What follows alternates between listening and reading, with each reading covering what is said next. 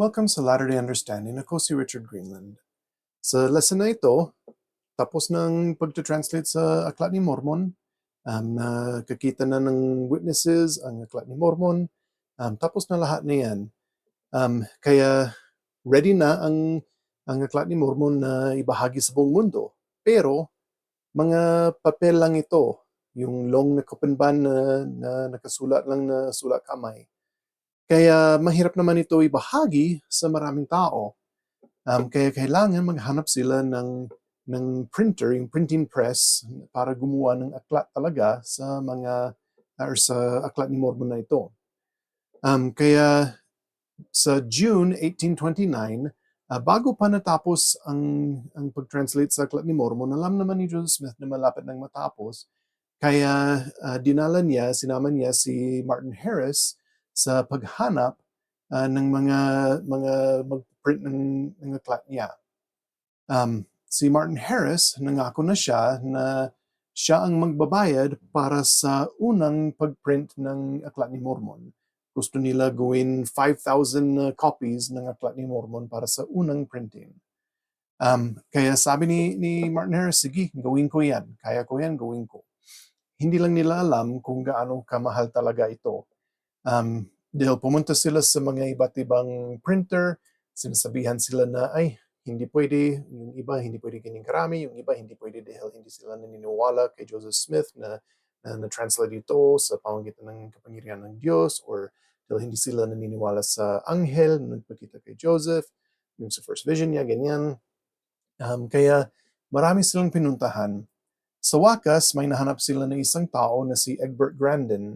Itong si Grandin, nag-agree siya na sige, gawin niya yung pag-print ng 5,000 copies, pero gusto niya na meron siyang yung bayad, yung sa una, bago pa niya gagawin ng kahit ano, kahit ihanda niya ang printing press niya, kahit ano, gusto niya bayaran siya talaga. At ang babayaran ni Joseph Smith at ni Martin Harris para sa 5,000 copies na yan ay $3,000. Sa panahon natin, yung ganyan karaming Aklat ni Mormon, yung $3,000, konti lang. Pero kung ihambing natin ang pera noon sa pera ngayon, ang $3,000 noon ay mga $100,000 ngayon, or kung sa Pilipino na piso, mga 6 million na piso. Kaya malaki talaga ito. Kailangan medyo mayaman ka naman para mabayaran mo ito. Kaya si Martin Harris, kahit sinabi niya na gagawin niya, na babayaran niya, kailangan para magkaroon siya ng ganyang karaming pera, kailangan i-mortgage niya or isangla ang farm niya, ang kabukiran niya. Yung ibang lupa niya, yung mga buildings, ganyan, kailangan isanglan niya para magkaroon lang siya ng sapat na pera para bayaran itong printer. Gusto sana nila na mag-umpisa na, tapos siguro magkaroon sila ng payment plan, ganyan, na kahit 1 taon, 2 taon, 3 taon na babayaran nila. Kaya sana madali lang. Pero hindi talaga. Kaya si Martin Harris, medyo natakot siya, hindi lang medyo, talagang natakot siya dahil kung hindi niya mabayaran ang mortgage niya, mawawala ang farm niya. Kaya si Martin Harris, hindi muna siya nagbayad kaagad kay Egbert Grandin dahil sa takot niya. Pero sa summer ng 1829, hindi natin alam ang exact date, malamang July or August ng 1829, pero baka mga end of June, binigay ang Revelation na naging Doctrine and Covenants Section 19, binigay ito kay Martin Harris sa pamamagitan ni Joseph Smith.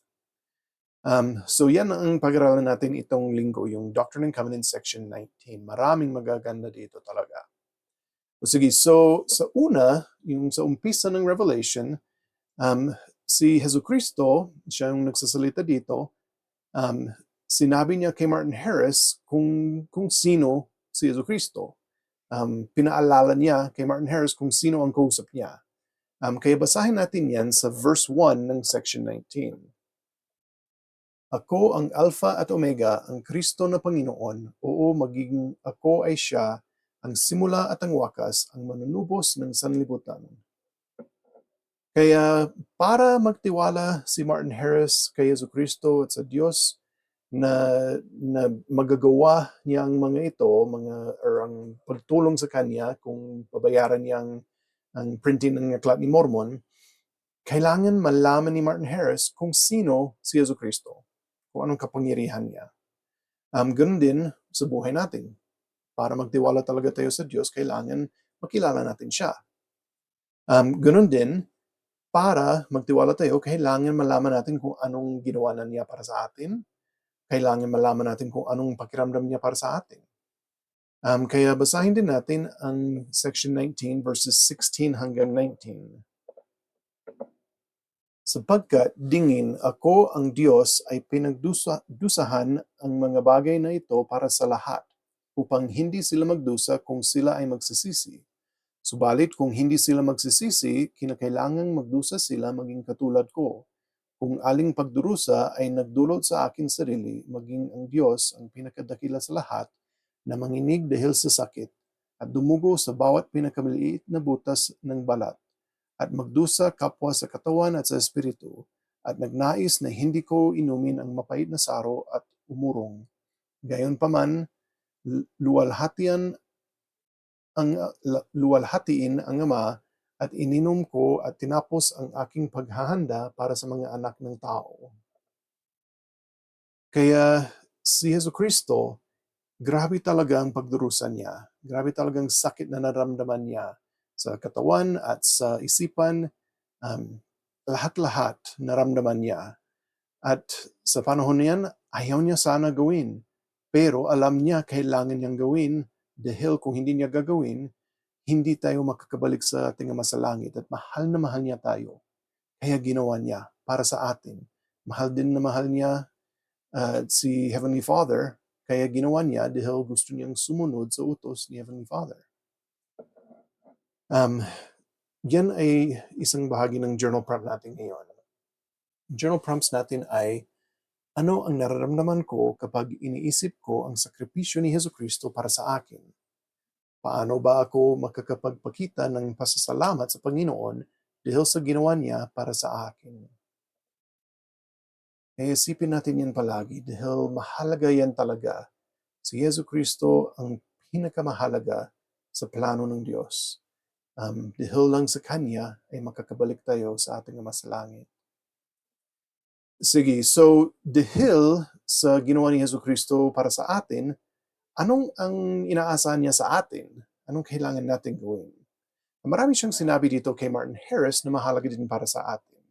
Basahin natin sa verse 20. Ano pat iniuutos kong muli sa iyo na magsisi, kung hindi ay gagawin kitang magpagpakaumbaba sa pamamagitan ng aking pinakamakapangyarihang lakas, at na ipagtapat mo ang iyong mga kasalanan, kung hindi ay daranasin mo ang mga kaparusahang aking sinabi. Kaya kailangan magsisi tayo. Kung hindi tayo magsisisi, lahat ng justice ng Ama pupunta sa atin. Kailangan magbayad talaga tayo para sa kasalanan natin. Hindi lang yung pagsisisi ng pagbabayad, pero ang lahat ng naranasan din ni Jesucristo sa pagbabayad sala niya, kaya higit pa talaga kaysa sa naranasan natin para sa mga kasalanan natin. Pero kung magsisi tayo, mararanasan natin ang awa ng Diyos, at makakabalik tayo sa Kanya. Sige, susunod sa section 19 ulit, sa verses 28 at 38. At muli, iniuutos ko sa iyo na ikaw ay manalangin ng malakas, gayon din sa iyong puso, oo, sa harapan ng sanlibutan, gayon din ng palihim, sa harapan ng madla, gayon din sa sarili. Manalangin sa tuwina, at ibubuhos ko sa iyo ang aking espiritu, at malaki ang iyong magiging pagpapala, oo, maging mas higit pa sa kung iyong matatamo ang mga kayamanan ng mundo at kabulukan na katumbas ng mga ito. Kaya kailangan magdasal tayo palagi. Ang pagdarasal ay tumutulong sa atin dahil binibigyan tayo ng mga blessings, binibigyan tayo ng paghahayag para sa sarili natin, binibigyan tayo ng mga sagot para sa buhay natin. Ganon din, tumutulong ang pagdarasal natin sa mga ibang tao. Kaya mahalaga talaga itong pagdarasal. Sige, yung susunod sa section 19 ulit sa verses 29 at saka 37. At iyong ipahayag ang masasayang balita, oo, ipahayag ito sa kabundukan at sa bawat mataas na lugar at sa bawat tao na pahihintulutan kang makilala at malayang makipag-usap sa lahat. Oo, mangaral, manghikayat, ipahayag ang katotohanan, maging sa malakas na tinig, nang may tunog ng kagalakan, isinisigaw ang Hosana, Hosana, purihin ang pangalan ng Panginoong Diyos. Kaya ang pagbabahagi ng Ebanghelyo ay isa din mahalagang bagay na kailangan natin gawin. Ito ay utos ng Diyos na ibahagi natin ang Ebanghelyo. Kung minsan mahirap naman para sa atin, lalo kung mahihain tayo. Kaya gawin natin sa mga paraan na kaya natin. Kung minsan sa salita talaga, maganda talaga yan. Kung minsan sa halimbawa natin. Kung minsan sa pagpapakita ng pagmamahal sa ibang tao. Pero kahit anong paraan na kaya natin gawin ang pagbabahagi ng Ebanghelyo, gawin natin. Sige, ang susunod ay sa verse 23. Matuto sa akin at makinig sa aking mga salita. Lumakad sa kaamuan ng aking espiritu at ikaw ay magkakaroon ng kapayapaan sa akin. Kaya kailangan matuto tayo tungkol kay Jesucristo. Paano tayo magtitiwala sa Diyos kung hindi natin siya kilala? Kaya matuto tayo sa pamagitan ng pag-aaral sa mga banal na kasulatan.